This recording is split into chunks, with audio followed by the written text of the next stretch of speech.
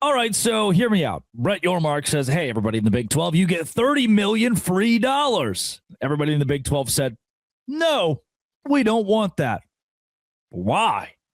I got my boys here to answer. This is the Dose Grande Squad. You're talking ball with the Big 12 squad.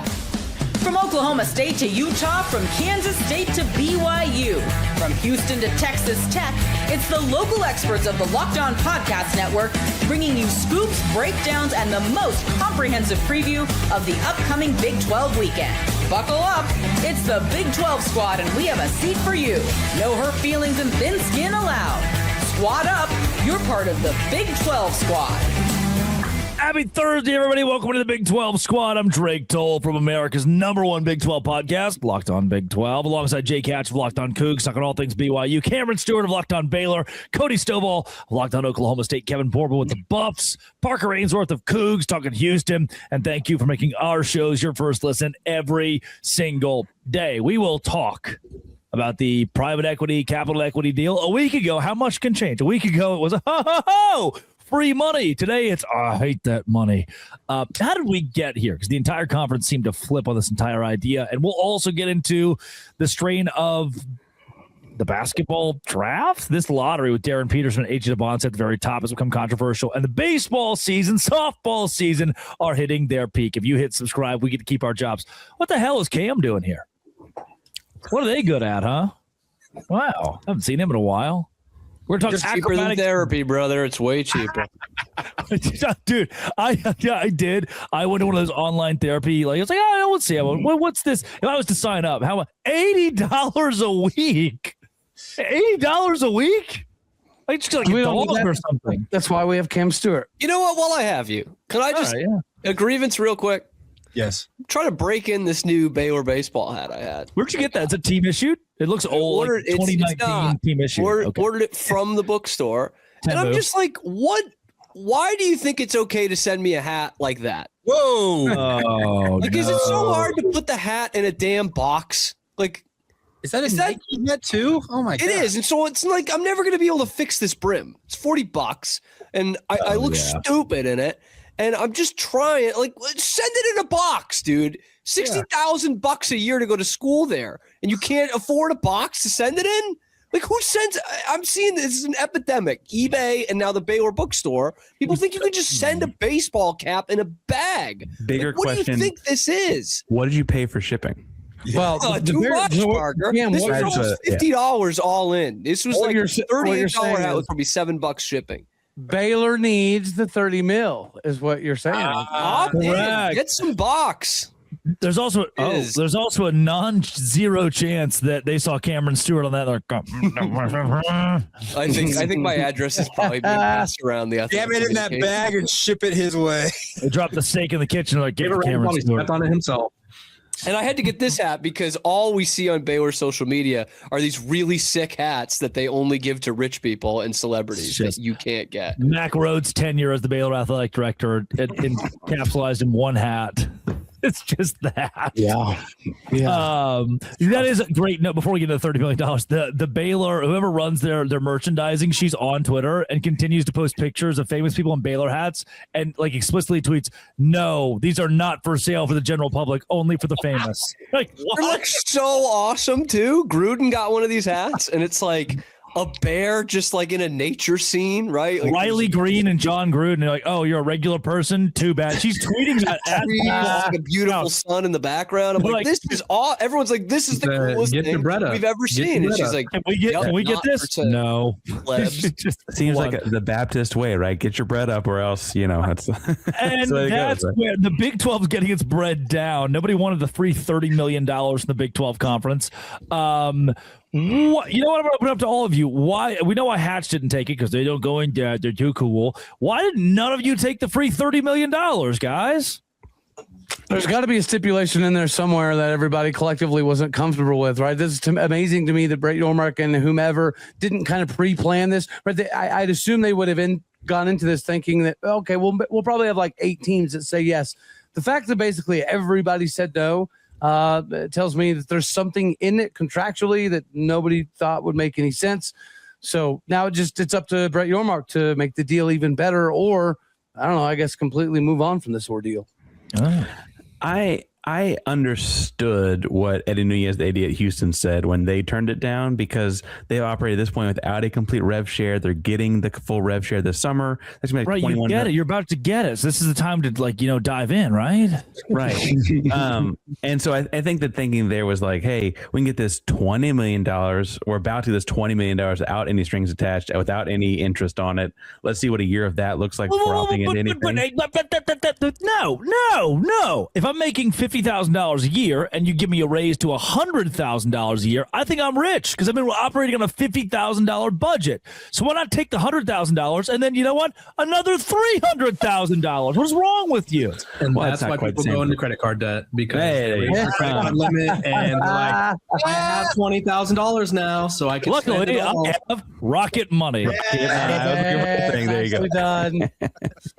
That was and for what it's worth, when the deal came out, I was like, at the surface level, the information we got, I think as a Houston person, I still would have taken it as well, Drake. I just think that his argument made sense to me. Like, hey, we haven't even seen a year what this looks like. Let's see what a year of it looks like at first. Kelvin Sampson said it. We're poor.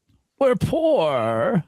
Look, okay, we keep throwing that out there, and I throw it out there a lot. Do you want to peek behind the kimono on the day that happened? Or we're gonna let that fly, because the day that happened was a big recruiting day for another Big 12 school, and that was the reason that he said it. Like that's we lost out on one, and earlier that day, and then he went out and beat UCF like they stole something. And he was like, hey, we need more money. Like, that was really, there was a lot more to that day. Saying we need more money versus we're poor are two very different messages. Parker, you made the graphic that says directly, we're poor. Kelvin Sampson, Houston head coach. Oh, you made that. And it did numbers. It did numbers. I'm just saying the messaging of we need more money versus we're poor has two completely different connotations. You monetize that post, and let me tell you, no longer poor. So, okay, I think it's been brought up that somebody found something they didn't like. Now, there is the stipulation there that if you do not pay it back, that RedBird gets a stake in then they make decisions for your athletic department. They can, partially alongside your AD, call the shots. Yeah, what do you want, huh? Baylor. Can we please opt into this? Can I have somebody else making the damn decisions in our athletic department, please? Well, after hearing this, I'd like to opt in. The other side of it, Drake, as I understand it, reading about this, is that RedBird will get first right to pull a cut of your TV revenue money going forward if you do opt into this deal. So that could be part of this, Cody, that people just don't want RedBird dipping into their pocketbook before they even get access to it. Yeah. I think if like Colorado, who even though they're not the best this past year, obviously they still are on national TV every week. They're still one of the more watched teams in the Big 12. Like, I think there's more risk, and this is going back to the credit card thing. Like, the higher your credit card limit is, the more you think you could spend, and then it's like all of a sudden I'm in debt, right? And like if you're Colorado, what's the point of risking this if you just hired your AD and his contract is heavily incentivized to fundraise money for the program, right? He gets bonuses based on however, like sellouts or win totals or whatever. Like they get bonuses, or at least Colorado's gets bonuses for fundraising. So it's like that's his job. So don't take away from your own athletic department if you don't have to. And I think eventually we'll see teams dip into this. Like we will. Colorado said they approve of the Big 12 trying something. So I think that's a positive, but they just weren't ready to be the guinea pig, I think, this time. Well, guys, that brings up a really good point. What if this deal gets reorchestrated? They change some of the stipulations and the percentage is only like $4 million. Does it sweeten the pot? Do you think that this was only the first round of trying to get something going now? Is that what Brett Yormark was trying to do, is just get it started to some degree? Maybe. I think you have to like get the ball rolling, because like what if there's like a recruit where your program's like for Houston, what if Kayshawn Henderson was like, you know what, I don't know if this is the right place for me, and Houston's like, okay, we're gonna get $5 million from this donor for you. Like maybe that's how we see it implemented, rather than just like an overall lump sum of like, yeah, we'll take all 30. I wonder if this is all really icing around the issue or something. Like because truthfully, the big deal to me is that the Big 12 offices themselves are now going to be working with RedBird. And I think we talked last time about how like that has a big TV implication down the road. I almost wonder this is all just dancing around the actual thing. Yeah, CBS and TNT are subsidiaries of RedBird Capital, which, by the way, are TV entities the Big 12 may want to do business with. Yeah. I mean, let's go there next. Did the Big 12 just spurn its relationship with a big money partner? This is Locked On Big 12, the Dos Grande Squad. First, speaking of money, today's show is brought to you by our friends at Rocket Money. Like I'm 25 years old. I don't know, dude. I go to my account. I'm like, oh, where did all the money go?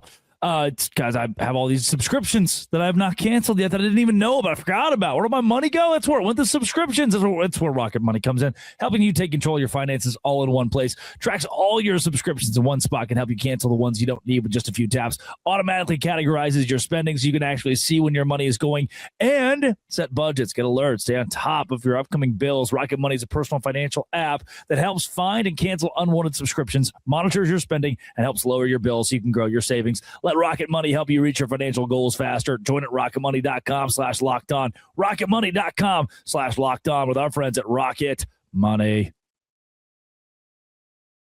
It is the Big 12 Squad. I want to remind you, insert any show name here. .supercast.com for everyday ad-free Locked On Big 12 or the Locked On Big 12 family of podcasts for our everydayers. Locked On Baylor. .supercast.com. Locked On Cougs. .supercast.com for everyday ad-free Locked On shows. The RedBird relationship with national partners. I saw this was like great. Everybody buy in except for BYU because they're BYU. Everybody buy in, take your $30 million, pay it back in a couple years, and let's get an exclusive deal with CBS to pay us $1 billion for our TV and our football games. If I'm RedBird, I'm like, what the hell, man? We went through all of this with the Big 12 front office just for every school to say no. This is a colossal fall apart. From the standpoint of the Big 12 front office and the C-suite with Brett Yormark. Yeah. Yep. I guess Yep. it's a fall apart if they were banking on 6 or 8 schools, like Cody said, signing up for this, right? If the truth is they were just trying to build the relationship, I think that's pretty well, like the Big 12 offices are in DFW. I just can't imagine they did all of this expecting only 1 or 2 teams to buy in. Well, I just mean the conference itself bought in, though, right? And I think that's the relationship I'm talking about. Is like the conference offices in DFW, or if that's the play, then that was played, so to speak, right? I mean, but save yourself the embarrassment. How are you going to say, like, hey, let's broker this deal with you guys, and then surely we'll give all of our, if your neighbor's like, hey, I'll mow your lawn, and you say, don't mow my lawn, that's just a weird optic. You've already, this is a strange thing that they're like, hey, let's give all your people money, and then the people say no. They're not going to like that. That's the thing about this, Drake, is trying to spin this however Yormark tries to spin it, it's not going to come off well because, I think the original reporting was that only a handful of the schools, maybe as many as 6, were even considering taking this deal. I think last count, I saw 12 or 13 of them have said, no, we're not taking it. So right. I just don't see a way that you spin this any way that makes it look like, hey, we're good over here. All's good. So it's definitely a black eye. Did they get the first team 60 mil? The first team to say yes. Did they get 60 mil? Oh, that's my thing is like Hatch and I crossed over this week. If Iowa State's the one who's like, well, if nobody else wants it, we'll take all 500. Originally it was here's 500. It's divvied out equally amongst the teams. If that pot's still full, this is the loophole. It's a big loophole. Hope hat comes off. It's a big loophole. But $500 million for the Baylor Bears today, you'd win the next 3 college football playoff championships. $500 million is way more than anybody else has. Anybody could wish for it in Iowa. With $500 million, does Dave Aranda win 3 championships? No, I still need someone else calling the shots. 3-9 Baylor Bears. I'd like $500 million and a consultant, please. Drake, I'm going to dredge back up the topic you and I talked about. I brought this up. Utah's been talking about this Ocho Partners deal on their own capital deal. They wanted to get up to $500 million from Ocho Capital. If they're the only ones that are standing there holding the bag from the Big 12, maybe that's the $500 million they get instead of doing this other deal. So we've mentioned Iowa State, but I think Utah is actually the most interesting one that has not taken it to date, right? Because they were legitimately they love this stuff. This is their whole deal. Yeah, they were dabbling in taking on private equity outright, not like a capital deal from a private equity firm, like an actual private equity deal. Yeah. And this, to me, if you were already going off that cliff, is a much better. I mean, it's a much better parachute, so to speak, if you're jumping off the cliff. To me, it's a line of credit to your point, Parker. It's not having to spin off an entire entity to create a new deal for your athletic department. So that's a good point on your part. That it's just you're taking a $500 million line of credit that you can utilize.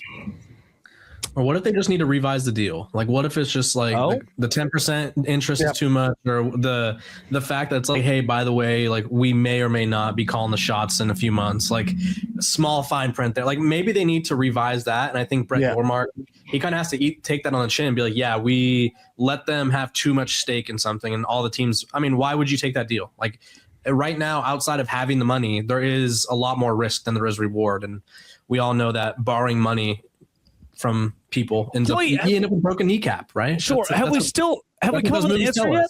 Have we come up with an answer for if one team took $250 or $500 million and they won at the highest level of college football? Because again, Ohio State's roster, 50 million, 55 million. Your roster, 105. You're going to beat Ohio State.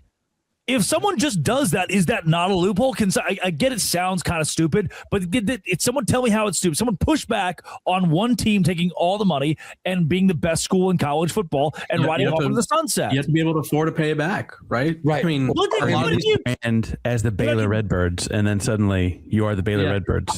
You are the Baylor Bears. That doesn't sound too bad, though, actually. But if I Redbirds send their hats in boxes, I think they're underestimating like paying it back part, Drake. Like you do have to pay this money back. It's not just like a hey, you get this money. Like Cody Campbell, Texas Tech, is giving them this money, and he's like, I live for this. Like Old Yeller dies the end of the movie. Like Old Yeller dies the end of the movie. Let's be practical. Old Yeller dies the end of the movie. I hadn't finished the movie yet, Drake. Sorry. Well, he doesn't die. He gets shot. He gets killed.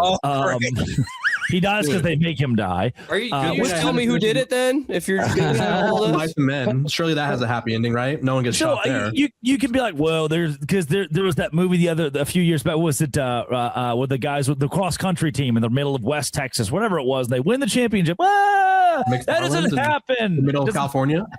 Yes, that movie. It doesn't happen like that. If I buy a dog, it's $1 million dog. You buy a dog for $15.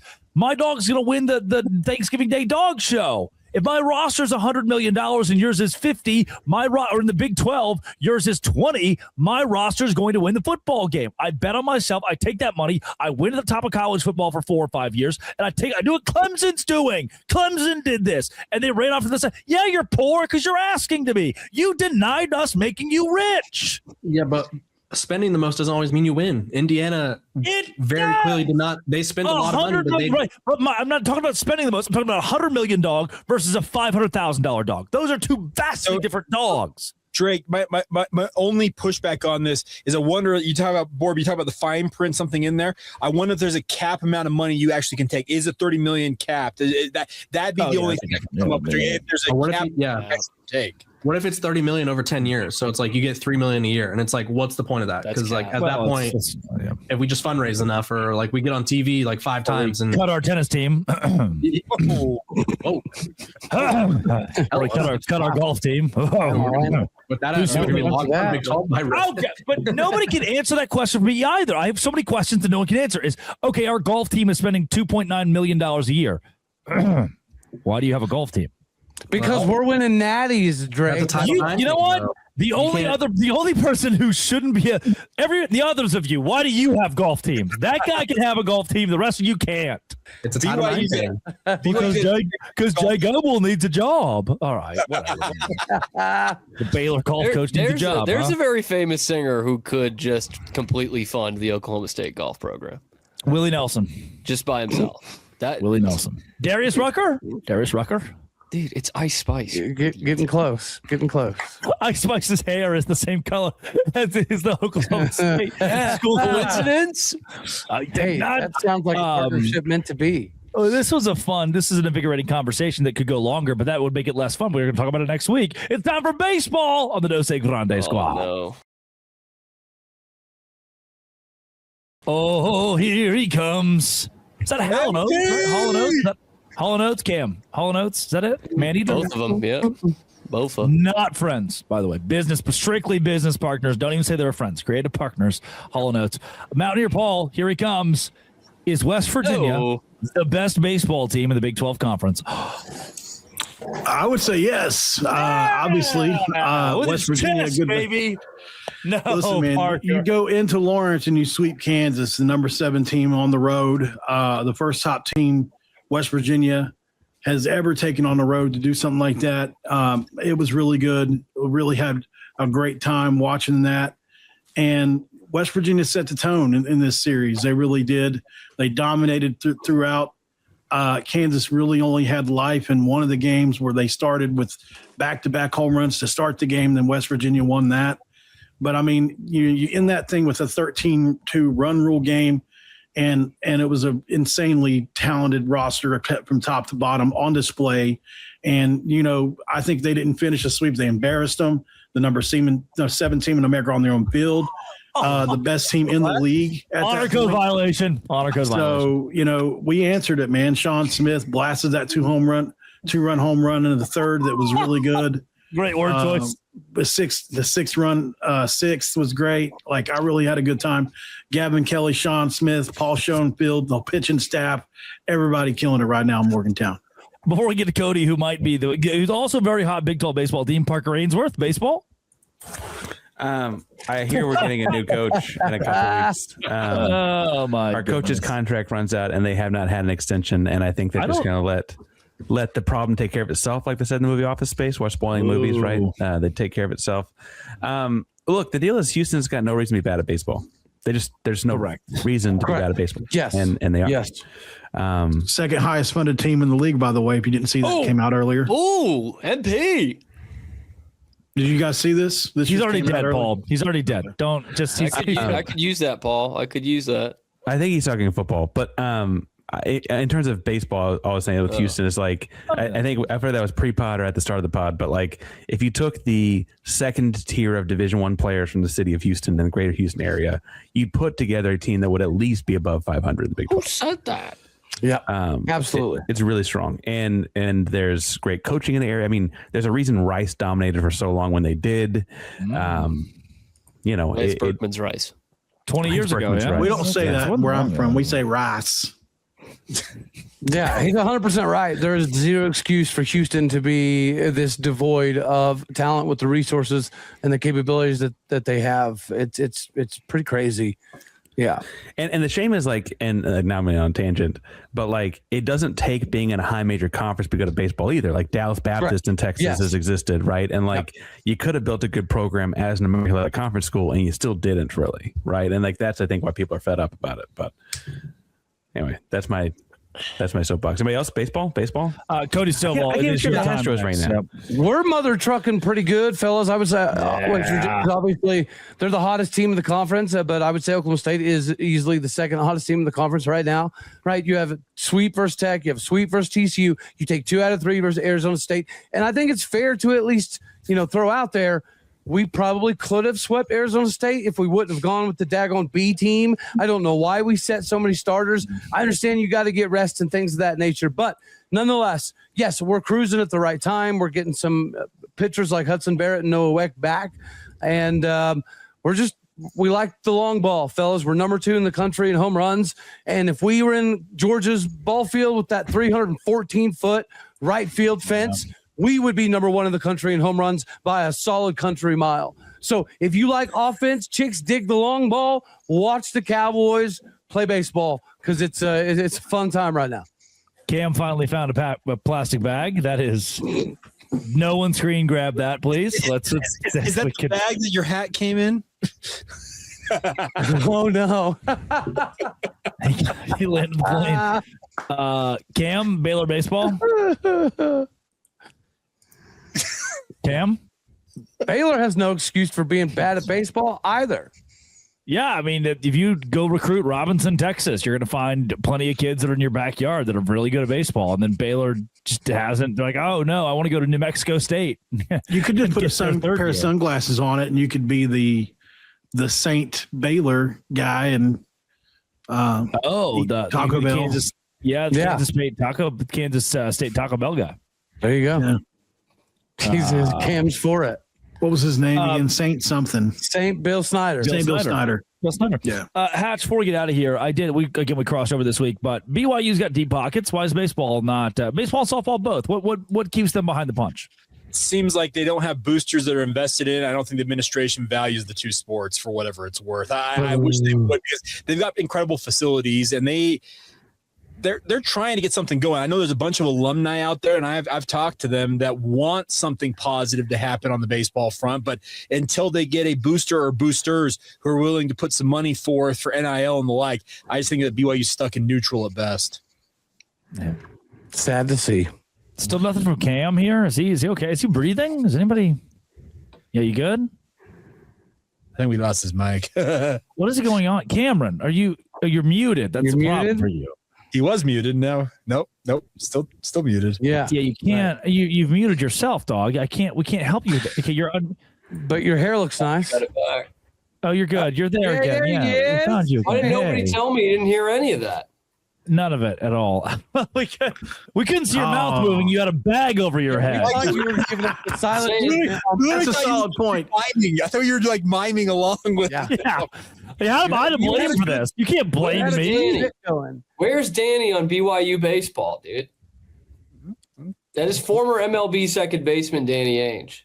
Well, that's third baseman, but yet gets a good point. Danny's now what? Third baseman. Danny's too tied up trying to figure out how to get AJ DeBonsa to the Utah Jazz, right? Yeah, that's be next week's squad. Yeah, I mean, he's headed to Salt Lake. AJ DeBonsa headed to Salt Lake is a weird title. That's a gonna use that one. All right, see you guys later. It's Cody Stovall of Locked On Oklahoma State, Cameron Stewart with Locked On Baylor, Jake Hatch, Locked On Cougars, Mountaineer Paul talking all things West Virginia, and Parker Ainsworth talking all things Houston. This has been and always will be Locked On. Thanks for making our shows your first listen every single day. It is the Dose Grande Squad.